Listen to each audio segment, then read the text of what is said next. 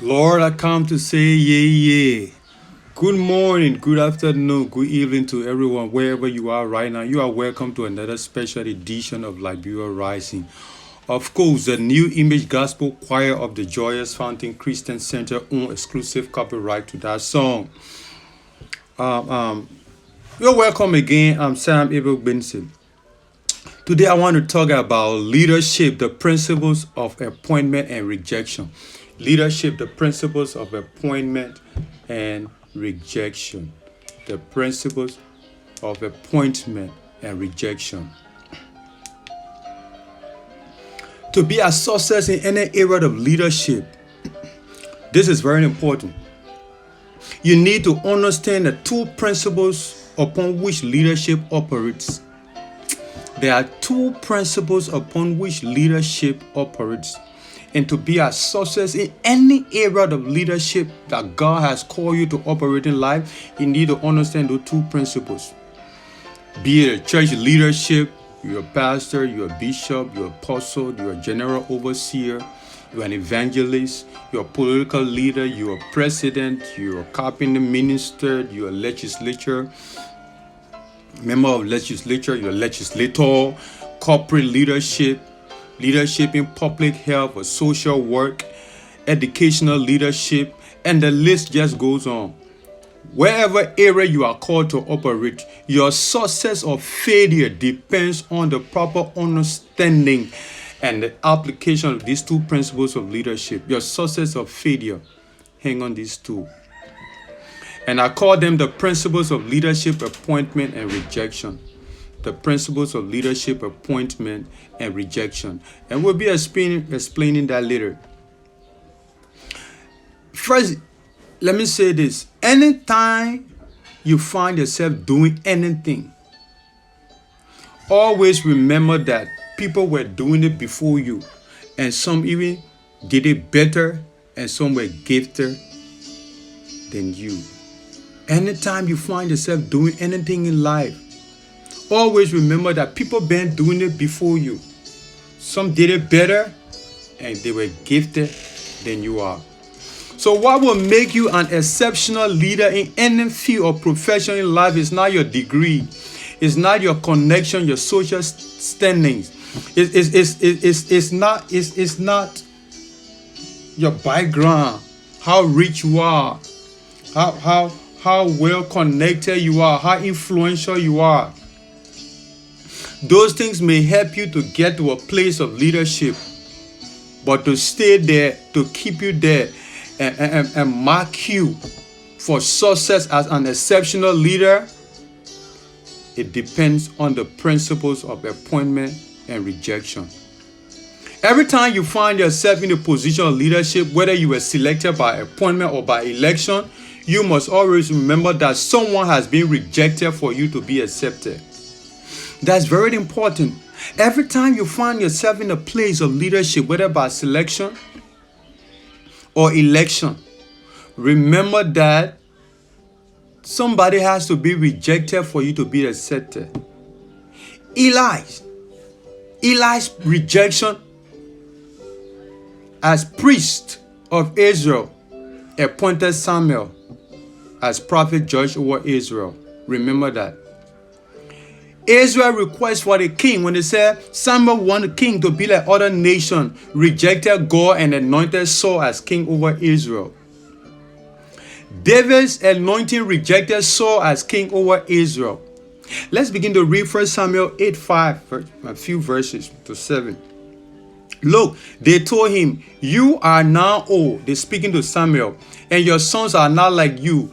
Give us a king to judge us like all the other nations around us. Verse 6. Samuel was displeased with their request and went to the Lord for guidance. Very important. How many of us, when we faced with difficult decisions, where do we go for guidance? Do everything they say to you. The Lord replied, for they are rejecting me, not you. Can you imagine? Every time you are accepted in a position of leadership, somebody has just been rejected. Just imagine. Even Saul's anointing to be king of Israel meant God's rejection. They don't want me to be their king any longer. 1 Samuel 10 verse 1. Then Samuel took a flask of oil, especially olive oil, and poured it on Saul's head. He kissed Saul and said, I am doing this because the Lord has appointed you to be the ruler over Israel, his special possession. 1 Samuel 16:1. Now the Lord said to Samuel, you have mourned long enough for Saul. I have rejected him as king of Israel. So fill your flask with olive oil and go to Bethlehem and find a man named Jesse who lives there, for I have selected one of his sons to be my king. Saul's rejection means David's anointing. But Samuel asked, how can I do that? If Saul hears about it, he will kill me. Take a heifer with you. The Lord replied and said that you have come to make a sacrifice to the Lord. The day you celebrate your success story, stop for the moment and remember that it could have been someone else.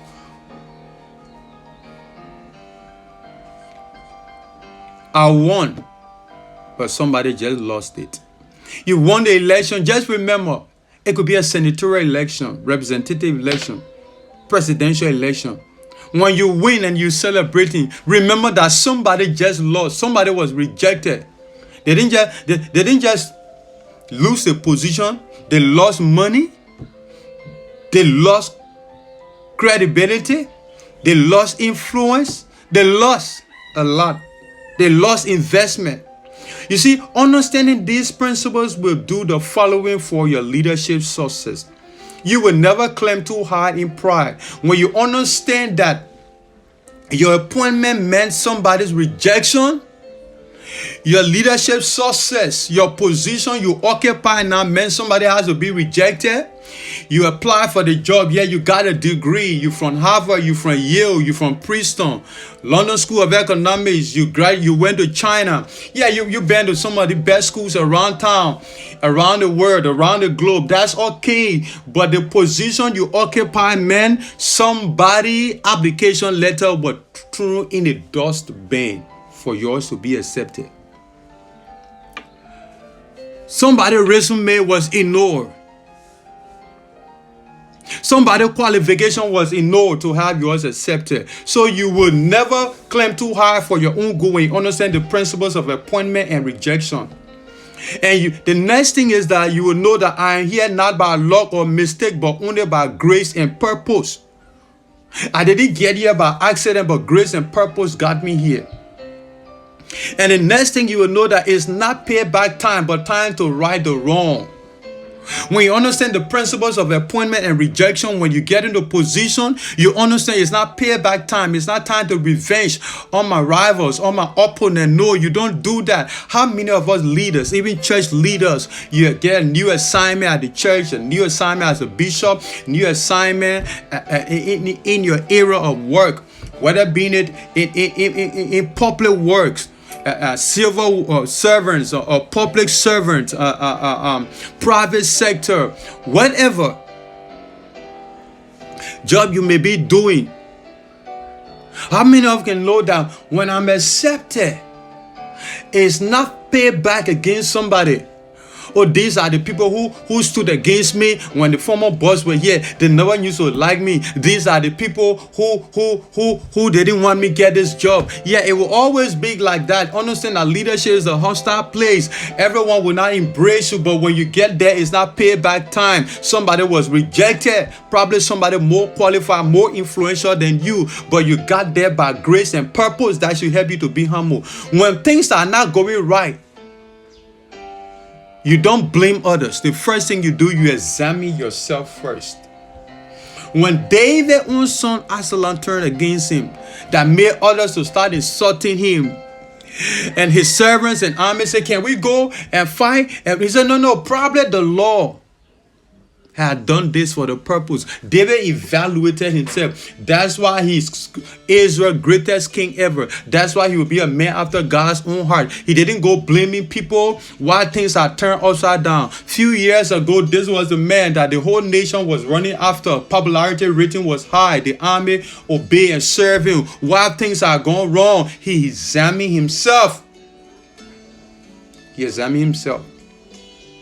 The next thing is that you don't take decision out of desperation, but with purpose and succession in mind. When you understand the principles of appointment and rejection, you don't take decisions because you are desperate. You take decisions recognizing that my success today depends on the person who takes after me. My failure today has a great impact on the person who take after me. That's one of the things our nation is suffering from. People, leadership today, they're taking decision. They don't have 10 years in mind, 20 years in mind. They don't have 50 years from now. What impact would my decision have on the next generation? You are in a job. You take decision only limited to yourself today. You are the pastor of the church. You tie the ministry around you. Everything is about, you don't think about when I saw her left the stage.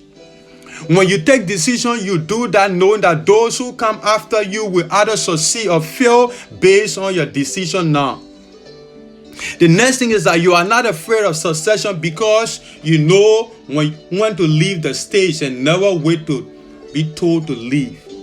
When you understand the principles of appointment and rejection, you are not afraid of succession. That's Africa's greatest problem. Our leaders are afraid of those who succeed them. They are afraid that people will succeed them because they will persecute them, because they don't know when to leave the stage. It's always good to leave the stage as a leader when the ovation is the loudest. This thing is not your property. Even us ministers, our church people, it's a privilege to serve God's people. That's not your property. You see, Elijah was not afraid to let his servant Elisha have double portion of the anointing because he was willfully turning over to Elisha. But how many of us want to willfully turn over? How many of us know when it's time to leave? We come to the position not knowing that we're ever going to leave the stage. Every decision we make is tied around us, and that's why leadership in Africa doesn't succeed. That's why nations don't succeed, because the person is in position today. The person is in the job today. The person is given a position today in an office, in an organization, wherever it might be. When they take decisions, it's only based on what they benefit today and not those who come in after them benefit. Remember that even your birth rejected another individual. Yeah, when you were born, somebody else have to give way for you to be birthful. And your leaving will introduce someone else. So live your life with purpose and leave the stage willingly. God bless you. If my video have been a blessing to you and they continue to be a blessing to you, I pray that you like and share and encourage others. This is Liberia Rising. I believe in Liberia Rising.